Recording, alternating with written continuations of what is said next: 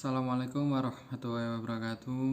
Saya Rusdin Nugroho, NIM 0419102002. Saya dari Fakultas Ekonomi Manajemen Universitas Islam Lamongan. Kali ini saya akan menjelaskan bab ke-18 tentang manajemen piutang. Kredit dan piutang. Menurut Kazmir tentang kredit, pembiayaan atau kredit adalah penyedia uang atau tagihan yang dapat dipersamakan. Dengan itu berdasarkan persetujuan kesepakatan antara bank dan pihak lain yang mewajibkan pihak yang dibiayai untuk mengembalikan uang atau tagihan tersebut setelah jangka waktu tertentu dengan imbalan atau bagi hasil.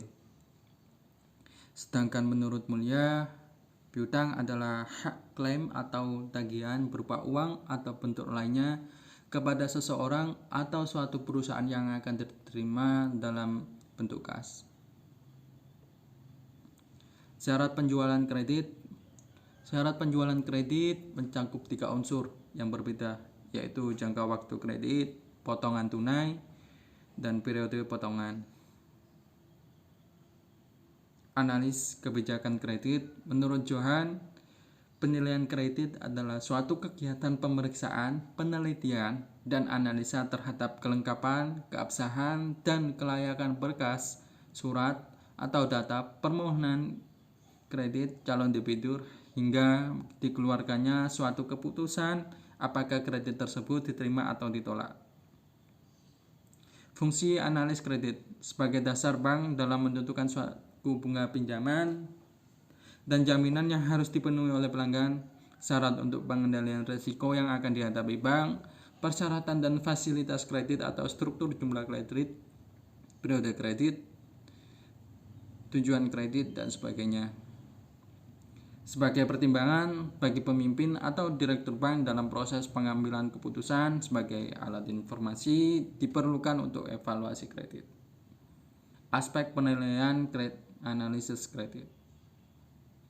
Ada 7, yang pertama aspek hukum atau yuridis, yang kedua aspek pemasaran, yang ketiga aspek keuangan, yang keempat aspek teknis, yang kelima aspek manajemen, yang keenam aspek sosial ekonomi, dan yang ketujuh aspek AMDAL. Kebijakan pengumpulan piutang.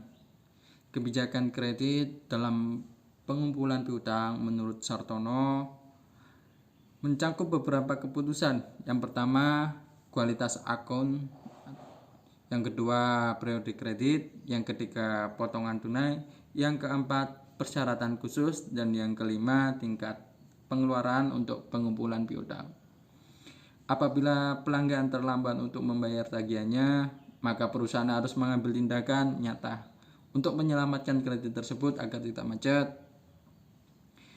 Kebijakan yang dapat dilakukan meliputi hal sebagai berikut. Yang pertama, melalui teguran yang dilakukan melalui surat atau telepon. Yang kedua, apabila teguran baik maupun surat telepon sudah tidak dianggap, maka perusahaan dapat menyerahkan ke badan penagih atau debt collector. Teknik pengumpulan piutang. Adapun teknik pengumpulan piutang yang dilakukan dalam perusahaan menurut Samsudin antara lain melalui surat, melalui telepon, yang ketiga melalui kunjungan pribadi, dan tindakan yuridis hukum. Usaha pengumpulan piutang yang terlalu agresif juga harus dihindarkan karena akan mengurangi penjualan di masa mendatang dan keuntungan.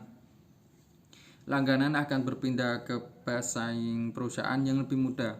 Pada saat perusahaan akan menentukan usaha yang mana akan dijalankan, juga harus memperhatikan dana yang tersedia untuk pengumpulan piutang tersebut.